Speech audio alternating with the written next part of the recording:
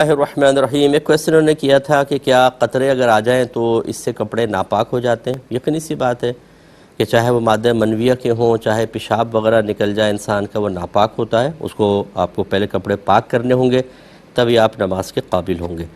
ہاں، اگر ایک آدھ قطرہ نکلتا ہے، جیسے پیشاب کا کوئی قطرہ نکل آتا ہے اور وہ زیادہ نہیں پھیلتا، تو یہ لیکوڈ جو چیزیں ہوتی ہیں، نجاست غلیظہ، اس کی مقدار کو، درہم کی مقدار کو جاننے کے لیے سمجھ لیں کہ ہتھیلی پہ اگر آپ پانی ڈالیں، جب ٹپکنے لگے تو رک جائیں۔ جتنے اس وقت ہتھیلی میں پانی ہے، اس کو 1 درہم کی مقدار کہتے ہیں، یہ شرعی درہم کہلاتا ہے۔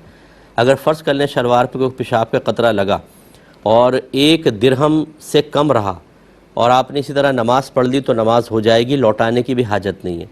اور اگر وہ گر کے پھیل کے 1 درہم تک پہنچا تھا تو پھر نماز اب بھی ہو جائے گی، لیکن واجب العیادہ ہوگی۔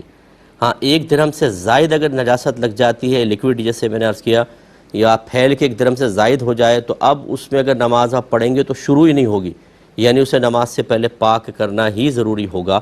یہ اچھی طرح یاد رکھیں، اور اگر ایسی نماز پڑھ لی تو وہ نماز نہیں ہوئی، پاک کر کے دوبارہ پڑھنی پڑے گی۔